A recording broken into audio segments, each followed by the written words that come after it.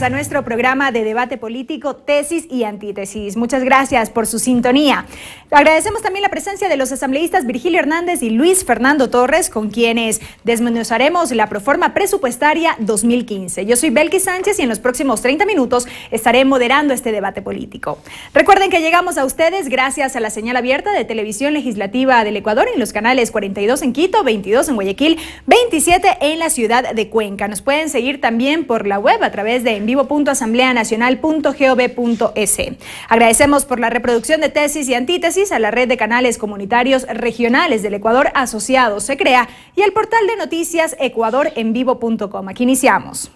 En la sesión número 300 del Pleno de la Asamblea Nacional se aprobó la proforma presupuestaria del 2015 y la programación cuatrianual 2015-2018. ¿Cuáles son los principales puntos de esta proforma? Pues bien, intentaremos en este programa hacer de este un debate didáctico.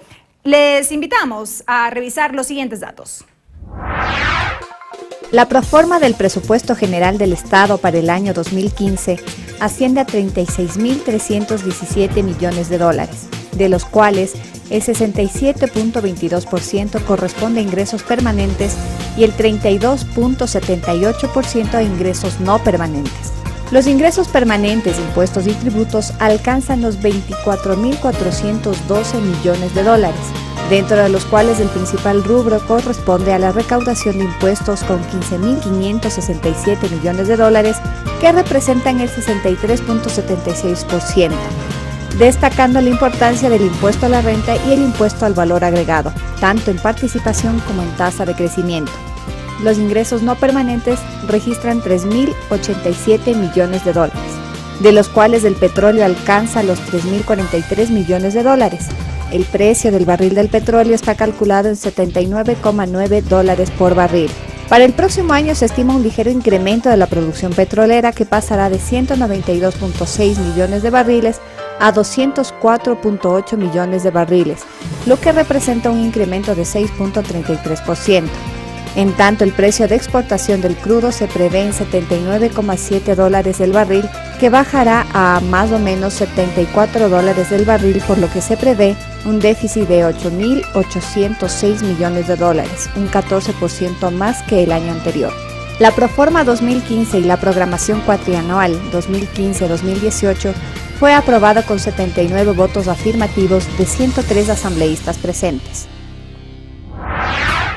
Y bien, con estos antecedentes iniciamos. Cada uno, como ya lo saben, tienen 2 minutos cada uno para exponer sus criterios en este bloque. Asambleísta Torres, iniciamos con usted y como ya advertíamos, vamos a intentar hacer de este un programa didáctico, pensando precisamente en quienes están detrás de la pantalla o escuchándonos a través de la radio. ¿Cuáles son los principales puntos de esta proforma y cuáles particularmente generarían preocupación?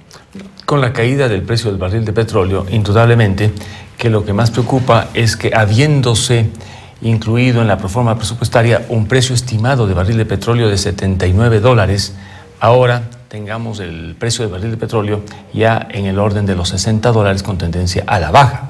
Esa diferencia de $20 en el precio del barril de petróleo, si se mantiene el próximo año, bien podría tener una incidencia del orden de los 2.200 millones de dólares, bajo el supuesto que el Ecuador anualmente exporta cerca de 140 millones de barriles de petróleo. 2.200 millones de dólares menos sería gravísimo.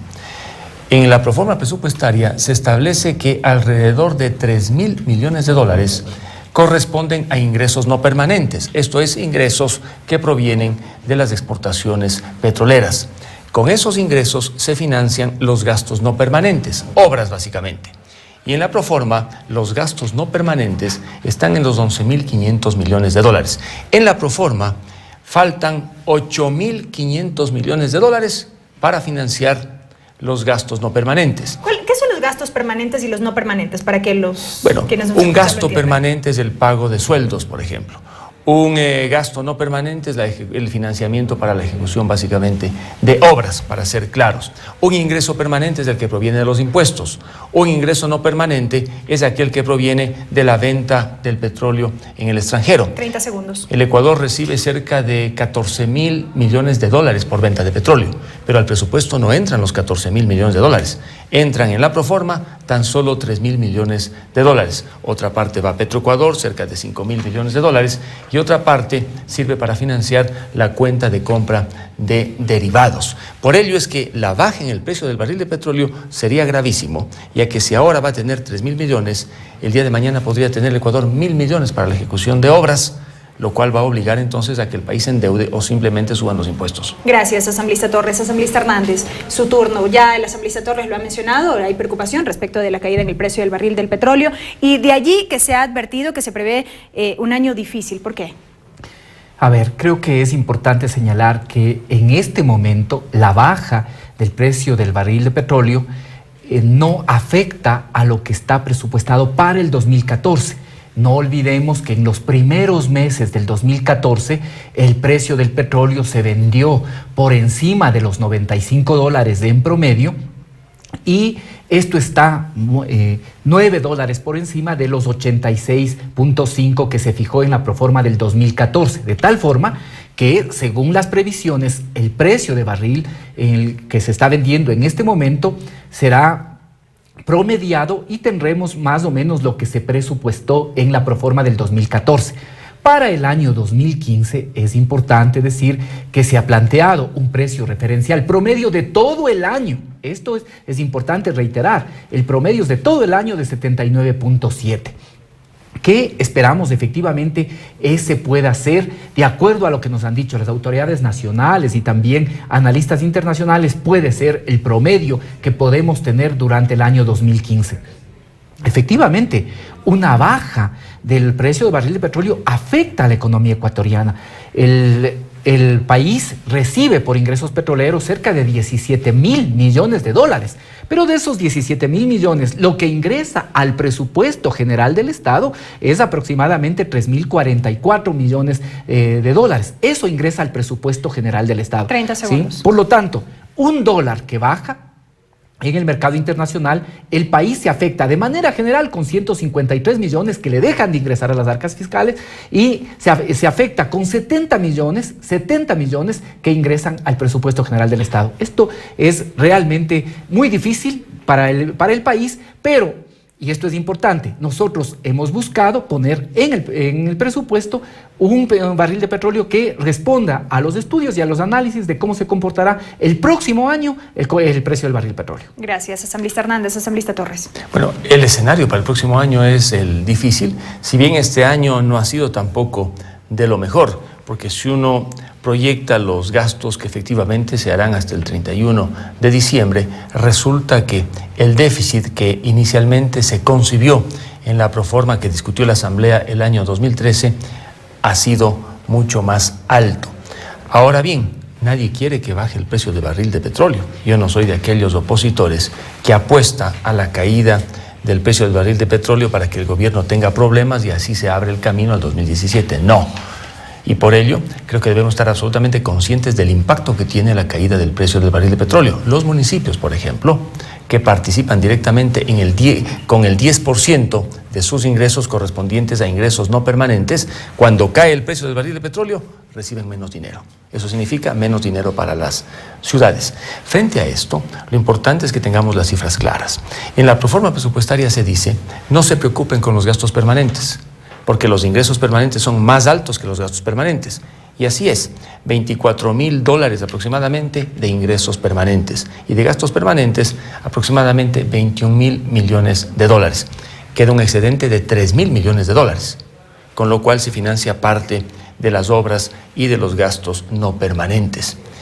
Sin embargo, el hecho de que existe esa aparente estabilidad en ingresos permanentes y gastos permanentes, no significa que podamos estar tranquilos, porque al tener menos dinero en cambio, como ingresos no permanentes, no se paga a proveedores, no se mueve en definitiva la economía, la obra pública se detiene, recibe un frenazo, o el país tiene que endeudarse.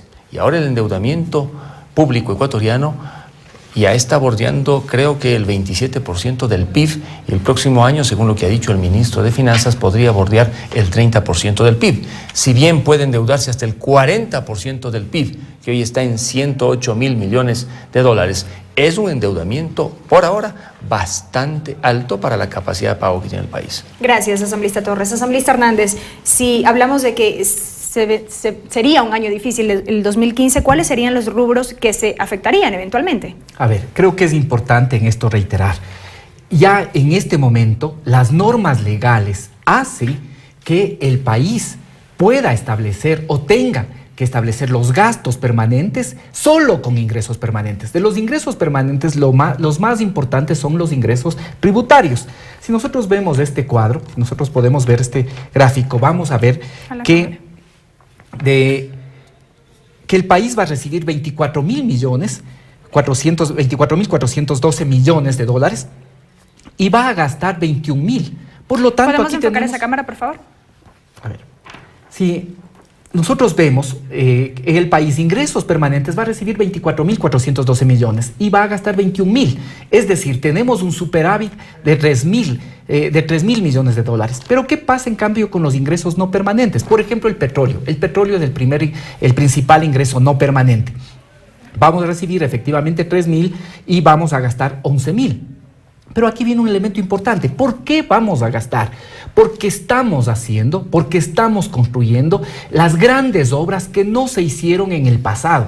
Y eso va a permitir que el Ecuador, a mediano plazo, pueda también subsanar sus problemas. Si vemos este otro gráfico, que también es importante, vamos a ver que efectivamente el déficit en el país en este año es del 4.9. Pero en el 2016 este déficit será del 3.3 y en el 2017 del 0.8. ¿Por qué? Porque, por ejemplo, las grandes obras de infraestructura que en este momento se hacen hidroeléctrica ya empezarán a producir y en el 2018 el déficit será del 0.1, es decir, casi estaremos en el equilibrio. Entonces, lo que hay que señalar es que no toda deuda es mala, depende uno para qué se endeuda. Y en este caso estamos buscando realizar las obras que se debieron haber hecho hace 30 años y no se hicieron. Gracias, asambleísta Hernández. Amigos, es momento de irnos a una primera pausa. No se vayan, enseguida continuamos con más. Esto es Tesis y Antítesis.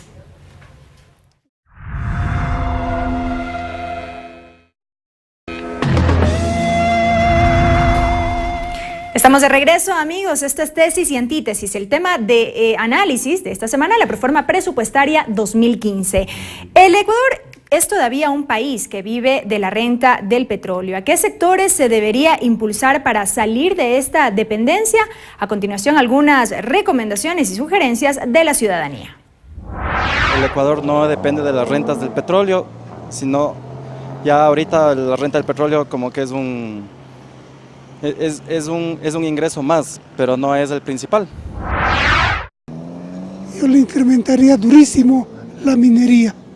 Sí. En otros países tenemos de ejemplo Perú, Chile, están muy bien. Debemos ver ya trabajar en otras alternativas, como le digo, en recursos marítimos, minería, propio talento humano que estamos ya con un sistema de educación a la par de otros países. Que siga bien manejado el SRI. ¿Que siga bien manejado? Sí, el SRI, los impuestos. Y fomentar el turismo. Yo creo que solamente es cuestión de esperar un poco y ya hemos esperado algún tiempo. Se están dando los cambios y los frutos. Yo pienso que se está viendo esto ya. Bien, asambleísta Torres, los ciudadanos han mencionado minería, turismo, recaudación de impuestos y otros dicen que vamos por buen camino. ¿Cuál es su visión? Bueno, la proforma presupuestaria que llegó a la Asamblea es de aproximadamente 36.000 millones de dólares. El déficit global está en el orden de los 5.369 millones de dólares. El déficit global uno lo identifica restando los gastos permanentes y no permanentes de la suma de ingresos permanentes y no permanentes. Pero los 5.369 millones de dólares no es lo que le falta al presupuesto. Allí hay que sumar 3.400 millones de dólares correspondientes a financiamiento, con lo cual lo que se necesita para financiar completamente el presupuesto aproximadamente es 8.400 millones de dólares, en el supuesto de que el precio del barril de petróleo se mantenga en 79 y no baje a 60 el año 2015.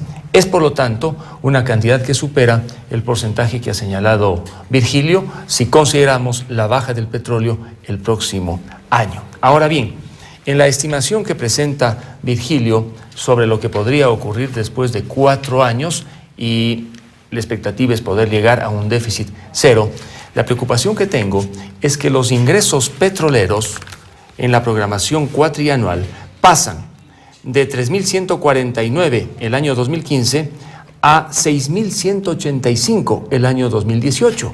¿De dónde van a provenir tantos ingresos petroleros? Casi se duplica la cifra. La explicación es que se van a incorporar nuevos campos, que se va a explotar el Pungarayacu, que el ITT estará ya en plena operación. Pero durante el debate en la Asamblea yo me pregunté, Pungarayacu le entregaron a Ivanhoe. Ivanhoe se fue y ese proyecto está en el limbo. El ITT, todavía no existe el financiamiento ni la empresa que se haga cargo de la explotación. Y los campos petroleros que están pues en tareas de reposición no se encuentran tampoco al 100%. ¿Cómo, me pregunto yo, en los próximos 4 años van a aumentar de manera ostensible los ingresos petroleros? Más aún, si el 2015 tendremos un petróleo a la baja. Gracias, asambleísta Torres. Asambleísta Hernández. A ver, si uno ve el plan anual de inversiones que están pensados, se puede ver que este año las inversiones para el país se calculan en 8.116, las inversiones que el país va a realizar. Esto es importante. Además, da cuenta precisamente de una política anticíclica, totalmente diferente y contraria a lo que recomendaba el Fondo Monetario Internacional y qué es lo que se hacía en el pasado. Hemos subido, de hecho, desde el 2007 de 2.647 millones a 8.116 de inversión. Y en este año, lo que está pensado, lo que está proformado, si uno ve el plan anual de inversiones por consejos sectoriales, ¿qué es lo que encuentra? Que a pesar de las dificultades, vamos a tener como inversión prioritaria en sectores estratégicos. Es decir, para nosotros sigue siendo fundamental el poder desarrollar esos grandes proyectos. Segundo, Consejo Sectorial de la Producción, Empleo y Competitividad. Aquí está, por ejemplo, 1.733 millones. Aquí están los recursos para seguir invirtiendo en carreteras en el país. Ahora también se destina importantes recursos para el Ministerio de Agricultura y Ganadería. También esto es significativo. Y luego el Consejo Sectorial de Desarrollo Social. ¿Qué demuestra esto? Que a pesar de ser un año difícil, como lo ha dicho el presidente, el próximo 2015, sin embargo, nuestras 3 principales prioridades de inversión serán sectores estratégicos, Consejo Sectorial de la Producción, Empleo y Competitividad y al mismo tiempo el desarrollo social. Eso es para nosotros lo fundamental, el ser humano como objetivo fundamental de la acción del Estado. Pero el presidente ha sido también quien ha manifestado que ese mismo plan de inversiones es el que se afectaría si es que el precio del barril del petróleo sigue a la baja. A ver, pero es que aquí ¿o qué sectores en particular? Aquí hay que distinguir básicamente lo que ya está realizándose, por lo menos este es un interés del Estado y por lo tanto se tendrá que seguir ejecutando.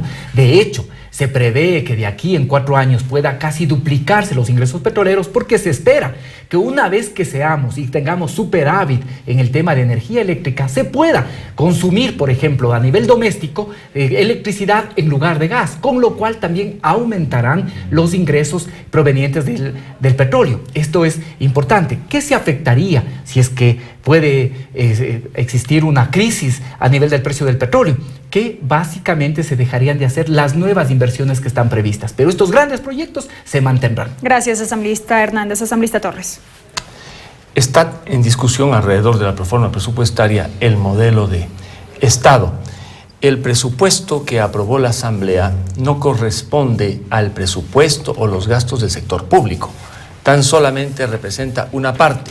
Los 36.000 millones de dólares sobre los que votó la Asamblea son una parte dentro del gasto público total. No se encuentran aquí los presupuestos de las empresas públicas, del sector público no financiero, de los gobiernos autónomos descentralizados. Si uno sumara esos presupuestos más prácticamente el peso del sector público en la economía nacional estaría bordeando el 45%. Pero digamos que solamente este presupuesto de 36.000 millones de dólares ya es un presupuesto bastante grande para una economía que podría llegar a los 108.000 millones de dólares por concepto de Producto Interno Bruto. Si miramos en los últimos 7 años que ha ocurrido, los ingresos han aumentado, pero también los gastos, y los gastos de manera sostenida. Muchos dirán, pero no hay de qué preocuparse si los gastos permanentes están financiados con ingresos permanentes. Para pagos de la burocracia se establece aproximadamente 8.000 millones de dólares. Por recaudaciones tributarias está previsto que el Estado se alimente, el presupuesto se alimente con 15.000 millones de dólares aproximadamente, 7.000 millones del IVA, 4.200 millones de impuesto a la renta, 1.200 del impuesto a salida de las divisas, y luego vienen los otros impuestos como el ICE, 800 millones de dólares aproximadamente. El hecho entonces de que exista un ingreso importante de orden tributario para financiar los gastos, diga usted, de la burocracia, y algo más, los subsidios, que son bastante altos. El subsidio en materia de combustibles bordea los 3.400 millones de dólares. Los aportes que hace el gobierno central a la Seguridad Social, 1.100 millones, al ISFA 300 millones de dólares, y lo correspondiente a bonos, cerca de 750 millones de dólares. Existe entonces un gasto importante que tiene que ser poco a poco medido por la calidad antes que por el monto o por la ejecución presupuestaria al final de cualquier ejercicio fiscal. Gracias, asambleísta Torres. Asambleísta Hernández, su réplica respecto a este tema. Mire, esta era la clásica receta neoliberal. ¿Qué es lo que decían los neoliberales? Los neoliberales decían, hay que gastar menos y al mismo tiempo hay que subir los ingresos. Y cuando se hablaba de gastar menos, se señalaba que hay que afectar, sobre todo lo que se consideraba gastos como educación, salud. Cuando tú refieres que los gastos son más de 8.500, lo que hay que señalar es que de eso, 4.545 son para pagar maestros y médicos, es decir, para mantener el sistema de salud y educación funcionando. Eso hay que decirle con claridad al país, no solo señalar y decir hay que bajar los gastos. ¿Qué bajamos? Nosotros creemos que aún todavía no hemos logrado pagar los sueldos que desearíamos a maestros y a médicos. Es muy fácil decir, es gasto para la burocracia, pero esa burocracia significa maestros, significa médicos, enfermeras, esa burocracia significa policías, significa fuerzas armadas, eso es. Y solo para pagar maestros y médicos es 4.545, de tal forma que más bien nosotros esto que consideramos que es una inversión y el país se va a beneficiar de tener en el mediano plazo una población saludable y al mismo tiempo cada vez mejor formada e informada. Creo que esto es importante decir. Lo mismo, hay que decir al país si lo que ustedes están proponiendo es eliminar entonces totalmente los subsidios. ¿Qué pasaría si en este momento el Estado deja de financiar los subsidios al combustible, por ejemplo? Se está buscando hacer de manera responsable el cambio de la matriz energética. Lo estamos proponiendo una vez que tengamos superávit en electricidad. Por eso uno no entiende cómo un ex candidato presidencial incluso puede estar en contra del cambio del consumo de gas por electricidad. Si en el país nos falta gas, tenemos que subsidiar el gas y nos sobra electricidad, eso debería ser un objetivo del Estado. Todos deberíamos buscar que efectivamente se produzca este cambio de la matriz energética. Esto es absurdo. Y lo otro, dejamos de subsidiar acaso lo que significa la seguridad social. Son más de 1.500 millones lo que se le entrega a la seguridad social, pero con eso sirve para pagar el 40% que tiene responsabilidad del Estado sobre las jubilaciones. Eso sirve para financiar al ISFA, al ESPOL. Dejamos de financiar eso. O dejamos de financiar lo que significa subsidio de transporte. Nosotros hacemos una política responsable. Es cierto que hay dificultades, pero no vamos a repetir la vieja receta neoliberal de que porque hay dificultades hay que sacrificar la inversión social o hay que sacrificar las grandes obras de beneficio del país a mediano y largo plazo. Solo para que no haya dudas sobre lo que dije. Y yo no estoy en contra del pago a maestros, a médicos, a policías, tampoco estoy en contra de los subsidios o los aportes. Lo que digo simplemente es que haya una absoluta claridad en cuanto al gasto, porque en esta época de vacas flacas uno tiene que recortar donde puede recortar. Pero es el principal gasto. O sea, el principal gasto en lo que es de personal es básicamente maestros pero y quedan médicos. unos 2.000 millones aproximadamente nuevos ministerios sueltos para altos funcionarios, que ahí se podría ver si se recortan, compra de nuevos aviones y tantas cosas más. No, pero en el gasto básicamente lo que se refiere es pago de personal y pago también de otras funciones del Estado. Gracias, asambleístas. Amigos, nos vamos a una nueva pausa. Enseguida volvemos con más de tesis y antítesis y ya con el bloque final. Regresamos.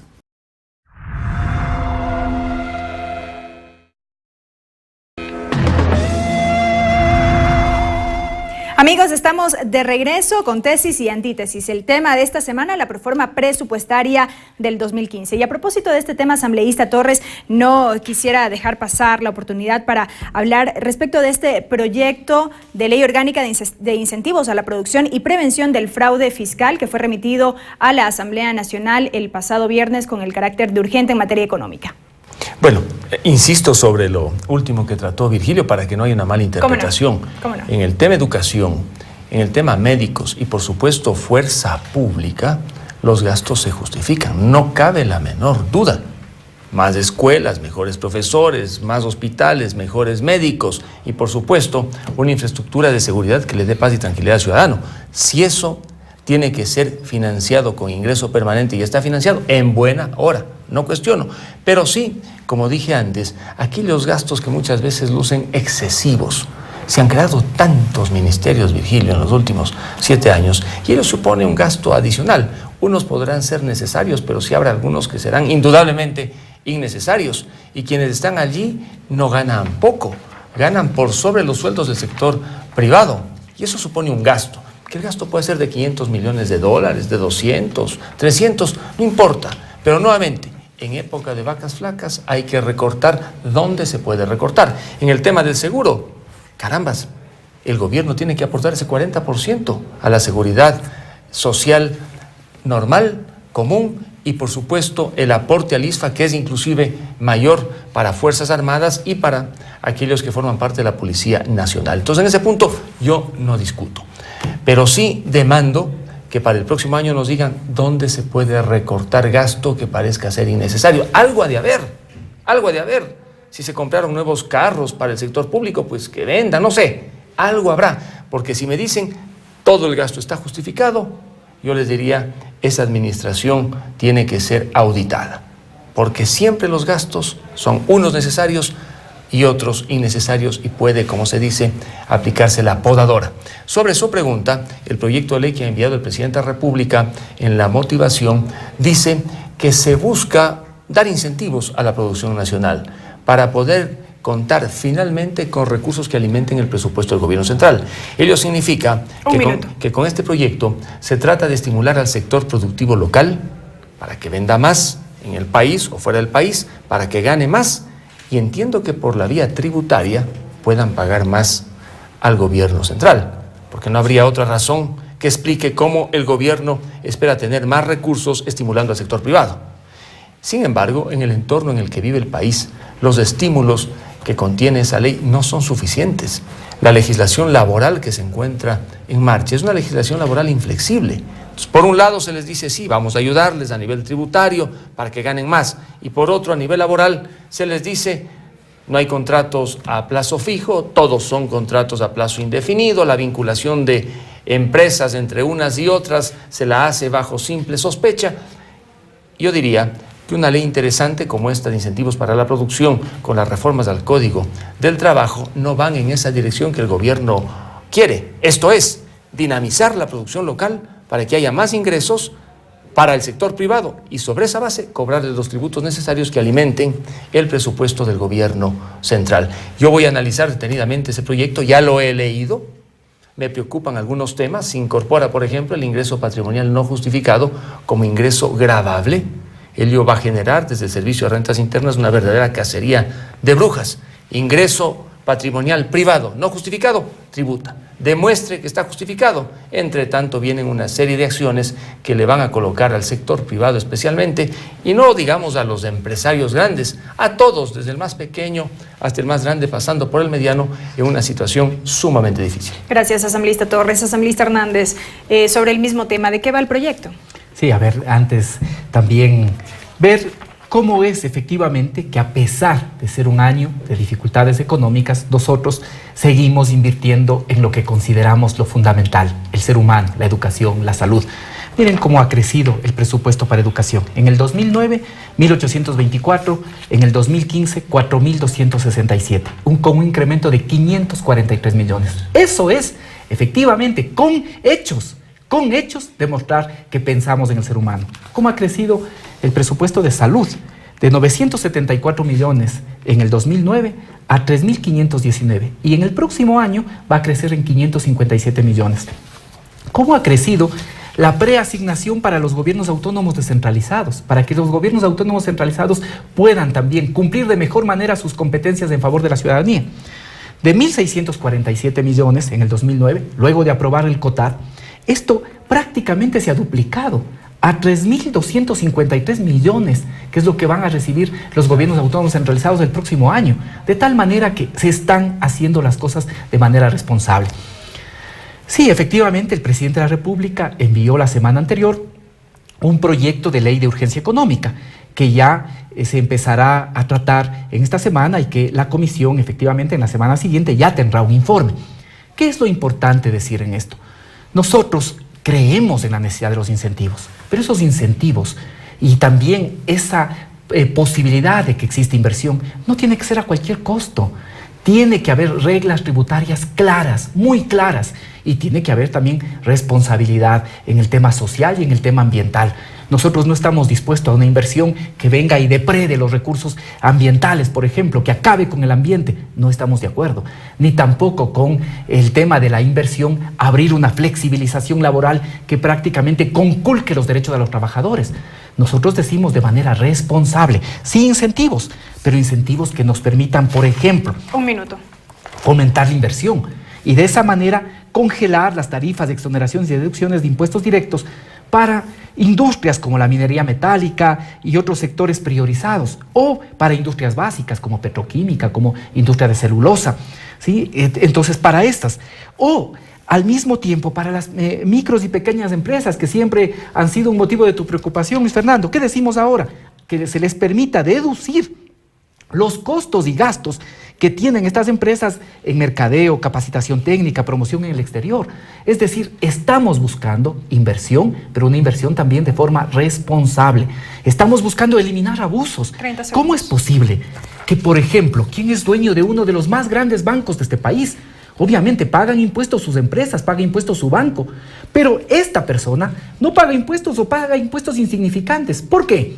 Porque se esconde primero tras sus empresas y segundo con el tema de la residencia fiscal. Entonces, como no pasa en el país 183 días, no paga impuestos. Esto es inconcebible. Entonces se está buscando, por un lado, incentivar la inversión, pero por otro lado también evitar los abusos y que todos aquellos que tengan que pagar, paguen, sobre todo estas personas que hacían muchas trampas con fideicomisos, paraísos fiscales, con el tema de la residencia fiscal, ahora que paguen. Eso es pensar efectivamente en el Ecuador y en un momento de crisis, políticas anticíclicas que permitan la inversión, tanto privada como pública, en beneficio de los ecuatorianos. Sin duda este seguirá siendo un tema de debate en nuestros siguientes programas. Gracias la presencia de los asambleístas Virgilio Hernández y Luis Fernando Torres. Gracias por sus criterios. Amigos, recuerden que aquí en Tesis y Antítesis, la síntesis les corresponde a ustedes. El video de este debate lo pueden encontrar en nuestro canal de YouTube y en la página de Facebook del programa. Tesis y Antítesis se retransmite por la red de canales comunitarios regionales del Ecuador asociados Se Crea y por el portal de noticias ecuadorenvivo.com. Hasta la próxima semana.